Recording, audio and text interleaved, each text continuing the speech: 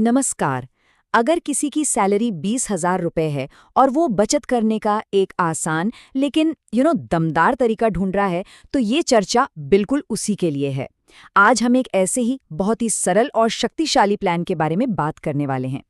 तो सबसे बड़ा सवाल जो शायद हर किसी के मन में आता है, क्या 20,000 की सैलरी में बचत करना सच में मुमकिन है? ये एक ऐसा सवाल है जिससे ज्यादातर लोग अपने करियर की शुरुआत में जूझते हैं। और इसका जवाब है एक बड़ा वाला यस, बिल्कुल मुमकिन है। और सिर्फ मुमकिन ही नहीं, बल्कि ये पहले 1 लाख रुपए बचाने का एक पूरा रोड मैप है। तो चलिए इस सफर की शुरुआत करते हैं। तो आज हम इन 5 स्टेप्स को कवर करेंगे। सबसे पहले 50-30-20 का नियम, फिर 20,000 का बजट कैसे बनता है, 1 लाख तक पहुंचने का पूरा रोड मैप, रोजाना बचत का क्या सिस्टम होना चाहिए, और आखिर में ग्रोथ के लिए कुछ जबरदस्त प्रो टिप्स। ठीक है, तो सबसे पहले इसी नियम को समझते हैं। ये है क्या आखिर? ये पैसों पर कंट्रोल रखने का एक बहुत ही सिंपल फॉर्मूला है और हमारी पूरी प्लानिंग की नींव भी यही है। देखिए, नियम बड़ा सिंपल है। अपनी कमाई को 3 हिस्सों में बांट दो। 50% जाएगा आपकी जरूरतों पर, जैसे घर का किराया, खाना, बिल्स वगैरह। 30% आपकी इच्छाओं के लिए, मतलब शॉपिंग, घूमना फिरना। और सबसे जरूरी 20% सीधा जाएगा बचत और इन्वेस्टमेंट में। और यहीं पर आती है एक बहुत जरूरी आदत, पे योरसेल्फ फर्स्ट। मतलब सबसे पहले खुद को पैसे दो। इसका मतलब बड़ा सीधा है, सैलरी आते ही सबसे पहले बचत का हिस्सा निकालकर अलग रख दो, बाकी खर्चे उसके बाद। याद रखिए, बचत वो नहीं है जो खर्च के बाद बच जाए। बचत तो पहला और सबसे जरूरी खर्चा है। चलो, अब थ्योरी बहुत हो गई। इसको असलियत में लगाकर देखते हैं और समझते हैं कि 20,000 की सैलरी पर ये बजट असल में दिखेगा कैसे। तो हिसाब बिल्कुल सीधा है। 20,000 की सैलरी में से 10,000 रुपए गए जरूरतों के लिए, 6,000 रुपए इच्छाओं और शौक के लिए, और पूरे 4,000 रुपए हर महीने आपकी बचत के लिए। ये नंबर याद रखना है, 4,000 रुपए। अब इन 4,000 रुपयों को भी स्मार्ट तरीके से बांटना है। 2,000 रुपये डालिए रेकरिंग डिपॉजिट यानी आरडी में। इसे एक तरह की बैंक वाली गुल्लक समझ लीजिए, एक सेफ ऑप्शन है।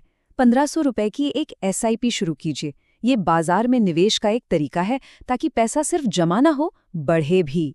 और बचे हुए 500 रुपए एक इमरजेंसी फंड में, किसी भी अचानक आए खर्च के लिए।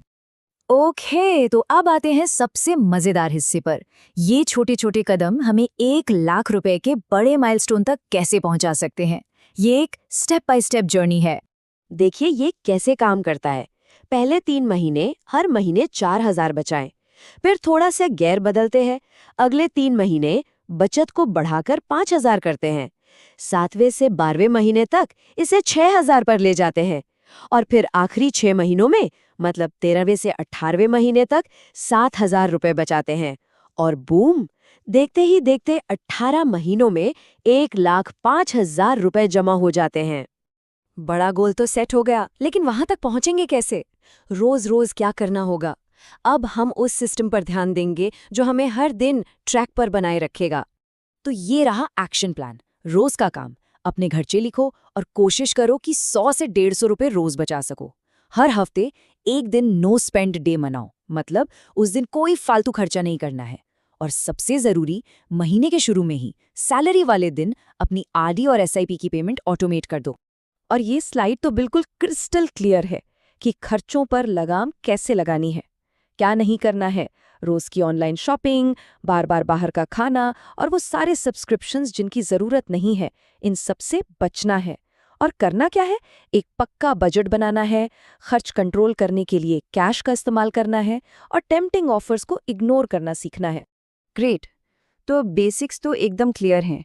पर अगर इस सफर को और भी तेज करना हो तो क्या? तो चलिए अब कुछ प्रो टिप्स पर नजर डालते हैं।